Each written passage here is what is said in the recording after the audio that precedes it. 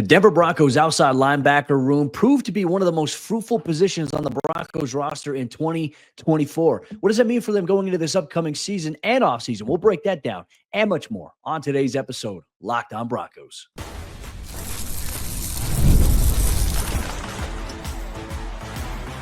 You are Locked On Broncos, your daily Denver Broncos podcast. Part of the Locked On Podcast Network, your team every day.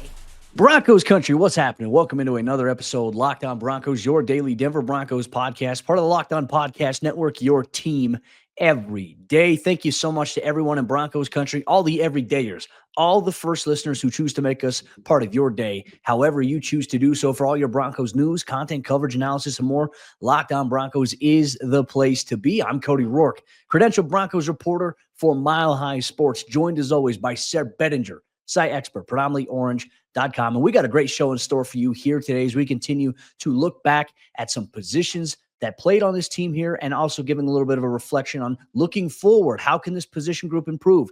We're looking at outside linebacker. More importantly, how do the Broncos answer some of the biggest questions facing that position? What will be the status of Jonah Elliss going into training camp? We'll highlight that. Will the Broncos find a way to extend Nik Bonitto in 2025? And more importantly, how has the Broncos edge rusher position become a massive strength for this team? You'll get all that here on today's episode of the show, which is brought to you by our friends over there at Game Time. Download the Game Time app, create an account, and use code LOCKEDONNFL for $20 off your first purchase. Sayre, going into, I feel like 2024, when you and I were going through our training camp position previews, we were looking at the edge rusher position saying, okay, what is this position group going to look like this year? There were some questions because you had a couple of guys whose contracts were expiring after the season, and you had, maybe this notion, okay, the Broncos took a rookie in the draft.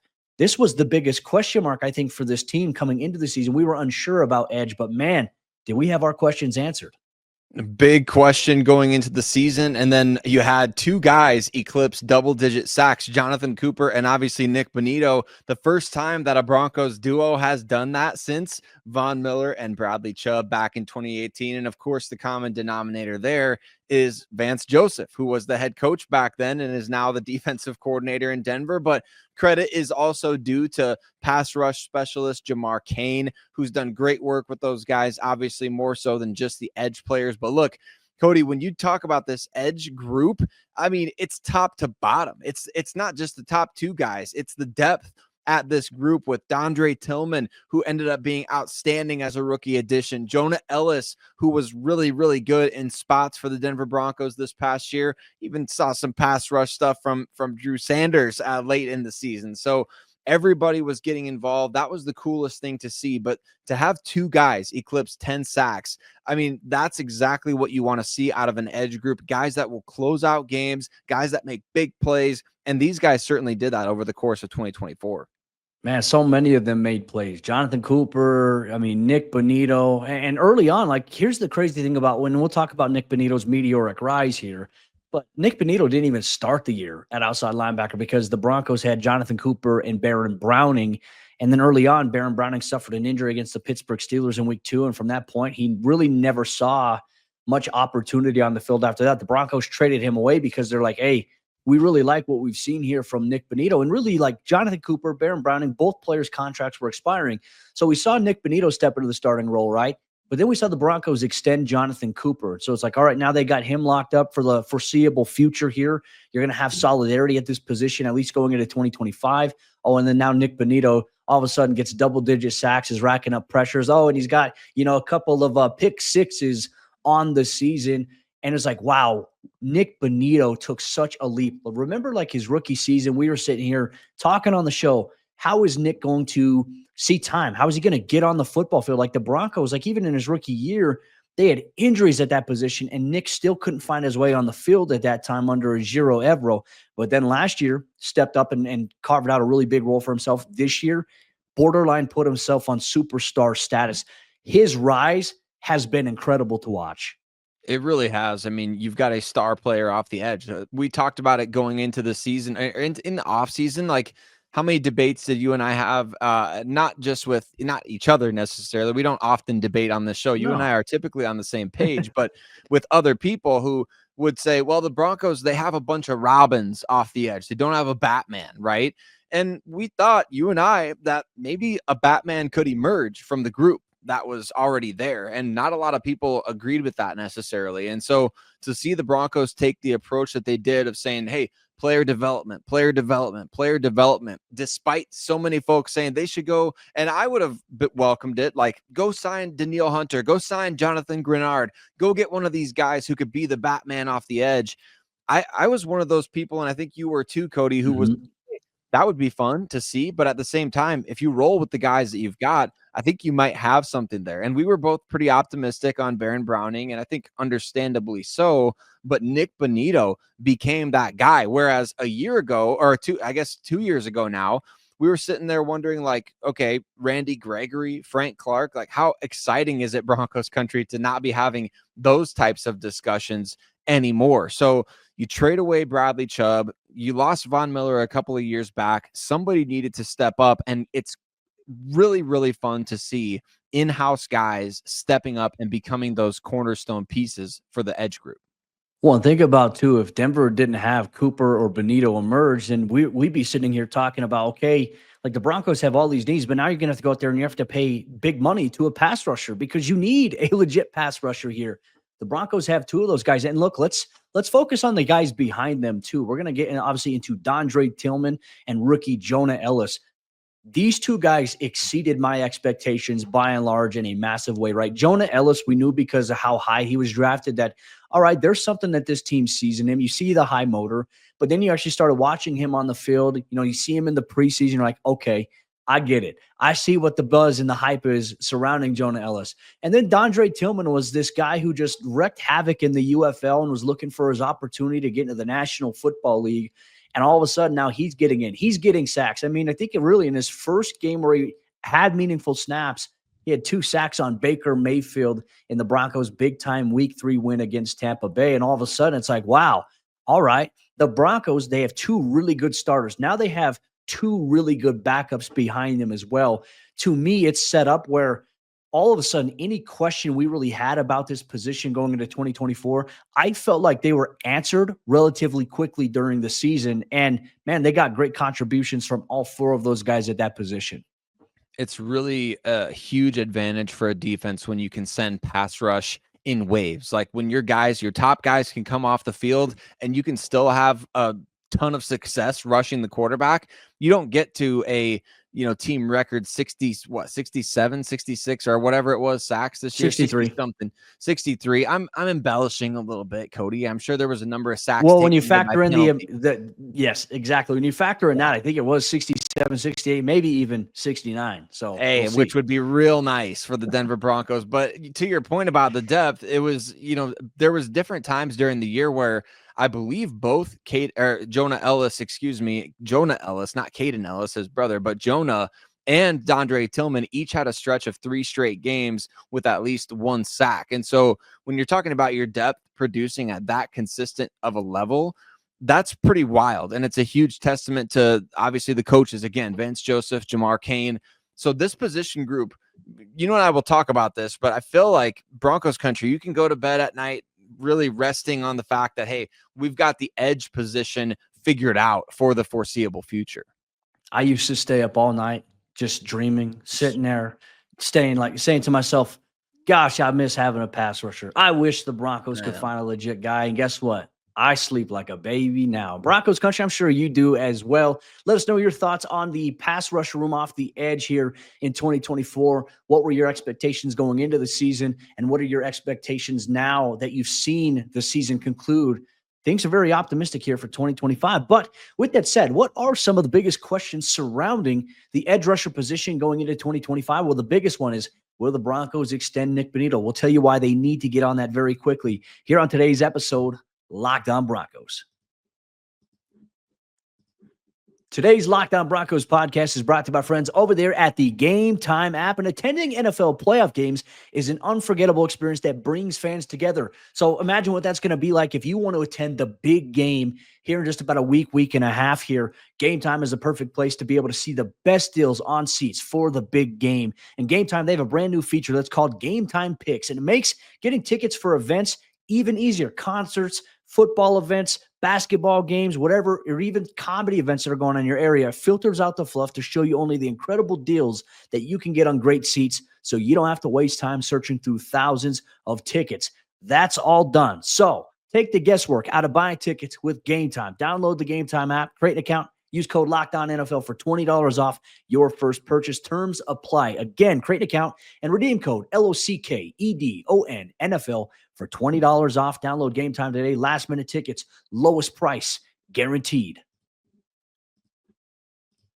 The Denver Broncos extended a number of core players in 2024, but one of the guys that might get a bag in 2025 is Nik Bonitto, the star pass rusher who emerged into a Defensive Player of the Year candidate in 2025. The question becomes, when do the Broncos do this? Not if. Cody and I are going to talk about the when in 2025 here on today's episode, Locked On Broncos with Broncos Country. Thanks so much for making us part of your day, however you choose to do so, especially you everydayers out there. Shout out to all of you that comment on the YouTube videos and engage with us on Twitter, things like that, just to make the show what it is, because it's all about you, the everyday fan of the Denver Broncos. You know your boys, Cody and Sayre. We got you every single day this offseason. And let's talk about Nik Bonitto, because, I mean, he's a Jersey guy for me, Cody. If for those that are watching on YouTube, I'm buying into the hype. I'm buying into the Nik Bonitto, like being a Jersey guy, being a guy that's going to be around in Denver for a long time.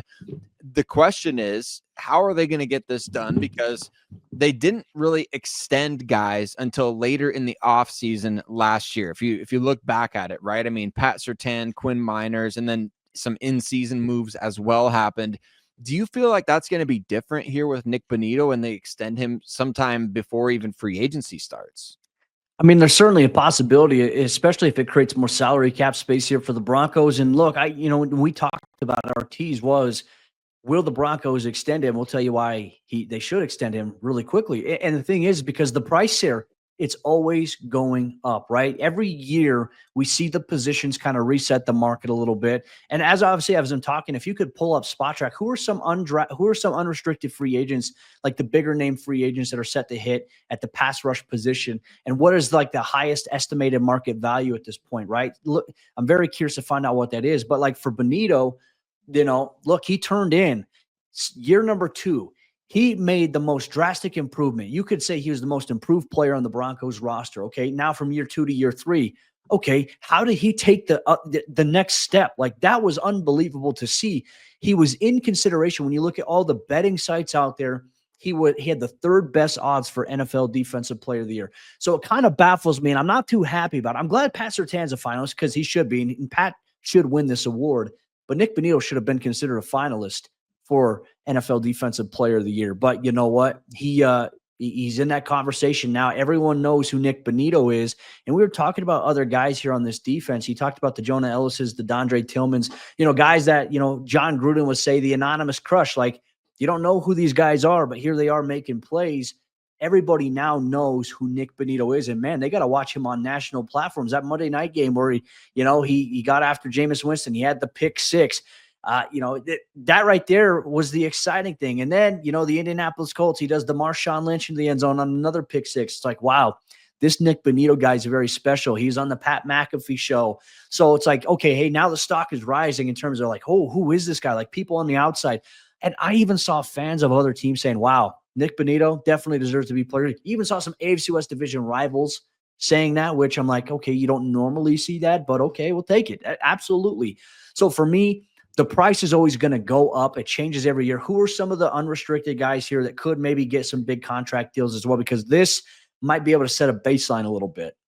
Yeah, you look at somebody like Josh Sweat with the Philadelphia Eagles, Cody, his estimated market value is $18.8 million per year. But if you look at this edge group in free agency, I mean, really, there's not a lot of guys that you would sit there and say, hey, this guy is going to get a lot of money. So it's kind of a weird year in terms of if Nik Bonitto and his agent are looking for like comparables out there in terms of age and things like that. You might have to go back to last year where like Jonathan Grenard, I believe he got 19 million average annual salary. And then there's the outliers at the edge position that get like over 20 million per year. So I could see the 19 to 20 million per year for Nik Bonitto on a Ooh. contract. Let's kind of round it off. Let's Danielle say Hunter got a massive one last year. he did. And Danielle Hunter, 24.5. so that right there is the reason why you extend Nik Bonitto now, because Danielle Hunter, I believe, I think that's his third contract. He's a really rare guy who came into the league at like 20 years old or something like that. Yeah. So He's 29 now. He's 29 now. So yeah, that was his third contract. But for Bonitto, I say let's just make it clean. 4 years, 80 million, throw him the extension, give him 3 years guaranteed. So 60 million. I think that's a fair deal for everybody. And it gives the Broncos the opportunity to continue to build around both he and Jonathon Cooper going forward. I think that's the smart thing to do. You got Coop locked up. You got two very capable young guys behind you. I think an extension for Nik Bonitto gets done here. Speaking of the young guy here in Jonah Elliss, obviously in the playoff game against the Buffalo Bills, Dion Dawkins pulled from left to right and hit him in the shoulder and fractured his shoulder. He had surgery on it, and his father had told Chris Thomason of the Post-Gazette there's going to be the 6 to 8 week recovery. We'll see how things go because it is a little tricky. It's the same shoulder he suffered an injury on at Utah. Obviously, I think he tore his rotator cuff initially at Utah, missed the rest of the season after playing really dominant, playing through the injury for a little bit. So part of me is wondering if this is going to impact his timeline for OTAs and, workouts that are going to begin at the end of April, shortly after the NFL draft. I'm very curious about his status. I know that's probably one of the only questions we really have surrounding just the contract extension. For the most part, this position is pretty set in stone. It is. And I think you've got those top 4 guys for sure set in stone, right? Jonathon Cooper, we know he's already been extended. Regardless if an extension happens or not in the offseason with Nik Bonitto, he's under contract. This is the final year of his rookie deal. So, I mean, I guess maybe could you see a holdout there? Like, that's a question that I hadn't thought of until just now. But I mean, it's always possible for guys going into a contract year, especially with somebody like Bonitto, who's got leverage now after having a massive breakout campaign. That is possible, Broncos country. So maybe don't be surprised if that ends up happening. And then, of course, you've got Jonah Elliss, who will be, I mean, I guess that 8-week timeline, Cody, puts us at the point to where, when we see guys come back to report for lifting and conditioning and things like that, I mean, I'm sure he'll be there. But we'll see kind of what happens with that. And then Dondrea Tillman, he's an exclusive rights free agent. We talked about that in a previous episode of the show.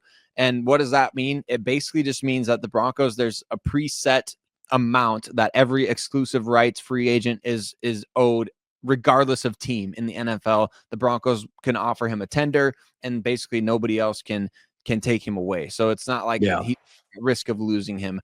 So he'll be back. And then you look at guys off the edge that they develop on the practice squad, Cody. I don't know if anybody really stood out over the course of the year. There was not any big names on the practice squad in terms of pass rush guys that you're like, hey, the Broncos, watch out for this guy next year. So going to be interesting to see what happens there as well. Yeah, they got Andrew Farmer, and they gave him, obviously, they signed into a future reserve contract. Obviously, he spent some time with the Los Angeles Chargers previously. And then, one of the guys that played on the practice squad, I don't know if he's got an OLB designation. I think he's got a linebacker, like inside outside, but KJ Cloyd was a player that was on the practice squad I didn't even know about for the most part. But then at the end of the season, you start to see his name, like, he was on, they have placards and they list who are like scout team players of the week and things like that. KJ Cloyd was on that consistently, good enough for him to get a futures contract, obviously, with the Broncos. There's one guy that Jonathon Cooper was highlighting, hey, like, what, pay attention to this kid. So he's going to be someone we're going to be watching in OTAs and obviously once training camp rolls around. So Denver, I think, they're really good at this position. They don't really have any large questions outside of the ones about the extension and Jonah Ellis's timeline right there. I don't even think the Broncos even have to look at addressing this position at all, whether it be free agency or the NFL draft. I don't even think they need to add a guy at this point. So that's something obviously we'll continue to talk about here, obviously on Locked On Broncos, we continue to go here. But we'll even look into that too. We're going to share our thoughts. We have takes on whether or not the Broncos should make a move at this position. And if so, what would it be? We'll share that and much more here on today's episode, Locked On Broncos. Today's Locked On Broncos podcast is brought to you by our friends over there at Prize Picks. And the big game, it's almost here. And there's no better way to make it more exciting than with Prize Picks. the best place for daily fantasy sports in Broncos country with over 10 million members and billions in awarded winnings. Prize Picks makes it fun, and they make it simple to get in on the action. And here's how it works. You simply pick more or less on at least 2 players' projections, and if you're right, you can win up to 1,000 times your cash. Prize Picks even has a free pick for the big game where Patrick Mahomes only needs to throw for 1 yard to win. Pair that with one more correct pick and you're cashing out. Check out the promos tab to tail any of the super sweet Millie winners, big game lineups. And if you tail a lineup that goes 3 for 3, you can win a split of $1 million in promo funds. Download the app today and use code LOCKEDONNFL to get $50 instantly after you play your first $5 lineup. That's code LOCKEDONNFL for $50 instantly after you play your first $5 lineup. Prize Picks, run your game. The fourth quarter action of today's episode, Locked On Broncos, is here. We've looked back at the 2024 season for the edge rusher position. We've thrown out some questions for the position as well that maybe Denver will answer or could answer this offseason. But there's also another one as well. We talked about it a little bit in the prior segment here, but considering where the Broncos are at with their starters, with their 2 deep on the back end, with some of their practice squad guys, is this a position that the Broncos should make any type of move at this offseason? Make sure you share your take with us here, Broncos Country. Sayre, I'm going to kick it over to you. I want your take here to this question. Do the Broncos make any moves surrounding edge this season? Because I still think there is maybe one looming question as to where the heck is Drew Sanders going to play? Is he going to be an off ball or is he going to be edge again? Like, we don't know the answer to this question. Hopefully Sean Payton, George Payton, they answer this one for us at the NFL Scouting Combine coming up in March. I know their situations aren't exactly the same, Cody, but I kind of hope that Sean Payton looks at what happened with Zach Bond in New Orleans and what he's become now with the Philadelphia Eagles and is like, hey, you know, we can do this with Drew Sanders. Like, we don't need to go pay $17 million a year for Zach Bond in free agency. We can see what we've got in Drew Sanders on our own roster, because remember, when Zach Bond was coming out of Wisconsin, he was a hybrid edge guy who had never even played defense until he got to Wisconsin. He was a high school quarterback, really good athlete. That story sounds a little familiar, doesn't it? I mean, Drew Sanders was supposed to be a tight end for Lincoln Riley as an heir apparent, I believe, to, you know, one of those guys that they've had there. I can't remember who was specifically leaving school, that he was supposed to go and be a tight end at Oklahoma.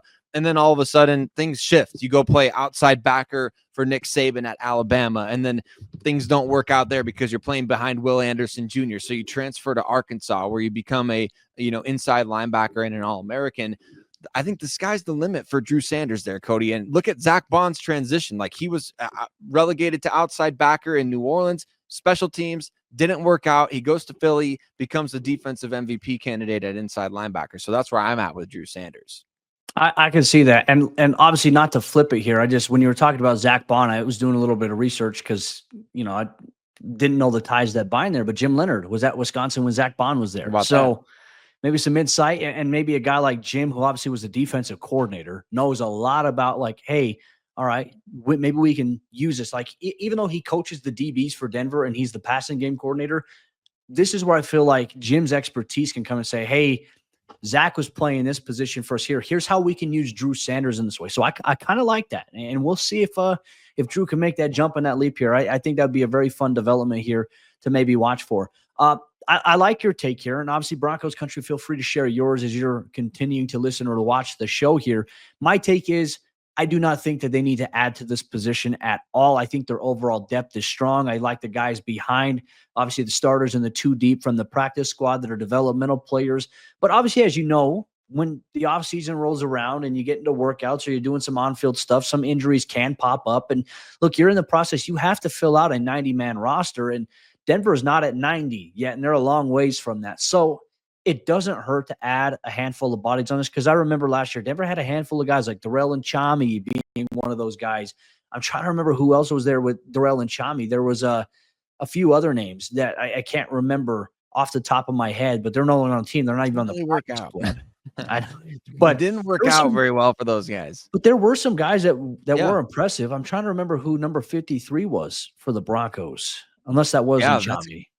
That's a great question, because I don't remember. I remember going into every preseason, Cody, I always love to kind of like stack up the pass rushers on the, you know, you look at the roster and you say, okay, who's coming off the edge, because those guys are going to have arguably the best opportunity in the preseason to impress. I do think the Broncos could do a little bit better of a job of maybe adding some more like dynamic skill sets at the edge in terms of those guys who could comprise your practice squad, options there. So let's go get some freak athletes who maybe get overlooked in the draft, or maybe you see somebody late in the late rounds that you're like, all right, this guy has traits in spades. Let's add him to the fray and see what happens, because you can at least utilize that on special teams. So I know who it was. It was Thomas Incoom. I can't believe I forgot Thomas Incoom's name. He was on there at that position overall. As I'm looking at some other ones here, Ronnie Perkins. They had Ronnie Perkins on the roster. Jalen Allen, obviously the undrafted guy that was looking really well as well, for them as well. Okay, so there we go.